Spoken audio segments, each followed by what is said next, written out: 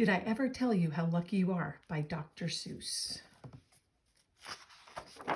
Did I ever tell you how lucky you are?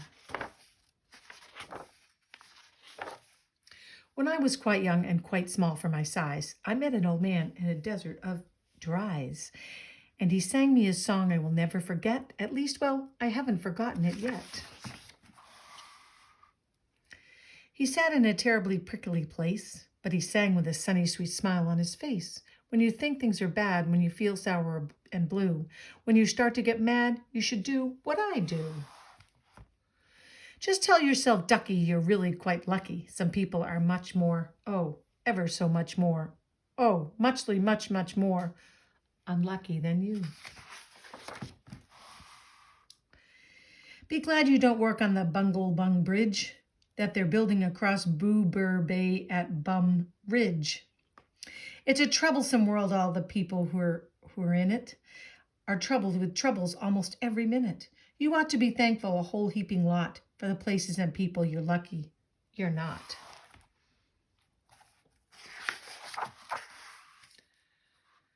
Just suppose, for example, you lived in Gazette and got caught in the traffic on Zate Highway 8. That is crowded. Or suppose, just for instance, you lived in Gazier with your bedroom up here and your bathroom up there.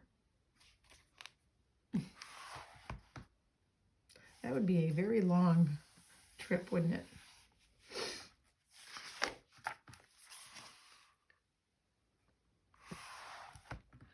Suppose, just suppose, you are poor Herbie Hart, who has taken his thromdimbulator apart. He never will get it together, I'm sure. He never will know if the gick or the gore fits into the scrux or snucks or the snore. Yes, ducky, you're lucky you're not Herbie Hart, who has taken his thromdimbulator apart. That does look like it would be quite an effort to put it back together.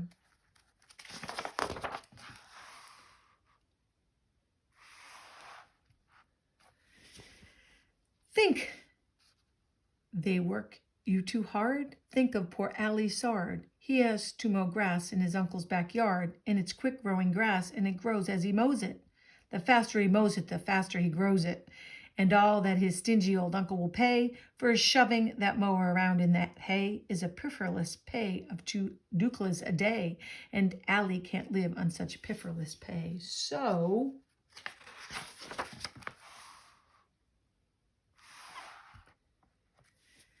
he has to paint flagpoles on Sundays and grooves. How lucky you are, you don't live in his shoes. And poor Mr. Bix, every morning at 6, poor Mr. Bix has his borfin to fix. He just doesn't seem fair, it just doesn't seem right, but his borfin just seems to go schlump every night. It schlumps in a heap, sadly needing repair. Bix figures it's due to the local night air. It takes him all day to unschlump it, and then the night air comes back and it schlumps once again. So don't you feel blue, don't you get down in dumps? You're lucky you don't have a borfin that schlumps. It's definitely schlumping here. And while we are at it, consider the schlots, the crumple-horned, web-footed, green-bearded schlots, whose tail is entailed with an unsolvable knots. If he isn't muchly more worse off than you, I'll eat my umbrella. That's just what I'll do. That looks like it would hurt.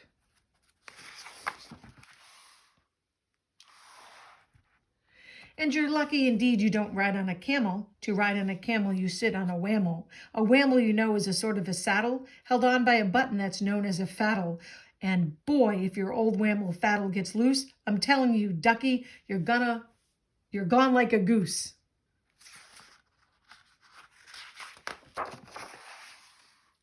And poor Mr. Potter, T-crosser, I-dotter, he has to cross T's and he has to dot I's. And an I and a T factory out in Van Nuys. That would be a lot, wouldn't it? Look at him, how busy he is.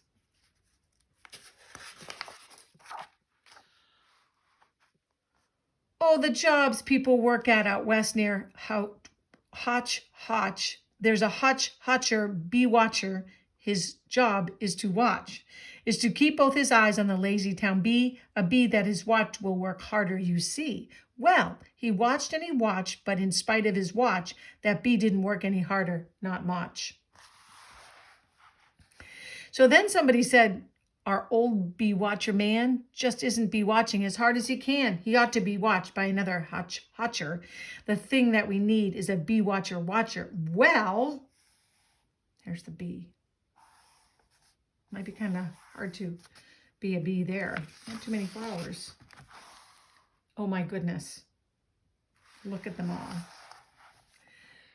The bee watcher watched the bee watcher. He didn't watch well, so another hutcher had to come in and watcher. And today, all the watchers who live in hutch are watching on watching the watcher who's watching that bee. You're not a hutch watcher. You're lucky, you see? How fortunate you're not Professor DeBreeze, who has spent the past 32 years, if you please, trying to teach Irish ducks how to read Javanese.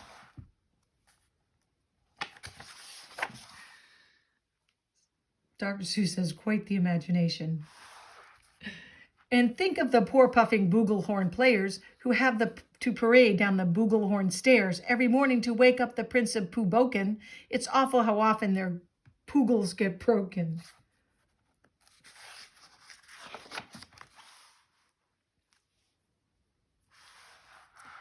And oh, just suppose you are poor Harry Hatto. Try as he will, he can't make any shadow. He thinks that perhaps something's wrong with his giz, and I think that, by golly, there probably is. See, no shadow. How can we have no shadow? We always have a shadow. And the poor brothers Bazoo, suppose your hair grew like theirs happened to do. You think you're unlucky? I'm telling you, ducky. Some people are muchly, oh, ever so muchly more unlucky than you. Oh, that would be very difficult to live that way. And suppose that you lived in the forest in France, where the average young person just hasn't a chance to escape from the perilous plants-eating plants. But your pants are safe, you're a fortunate guy, and you ought to be shouting, how lucky am I? Oh no, it took his pants. And speaking of plants, you should be greatly gladdish. You're not Farmer Falkenberg's 17 radish.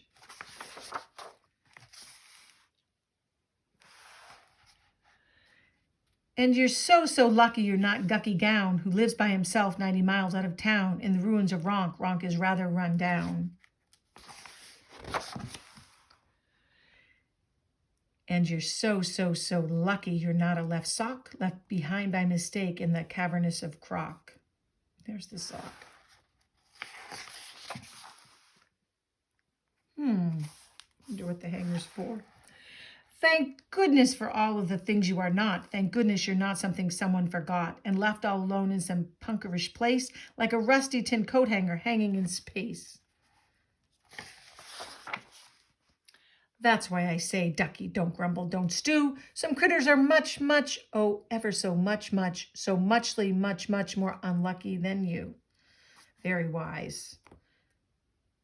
However, I'm not sure I'd want to sit on a prickly cactus. Did I ever tell you how lucky you are?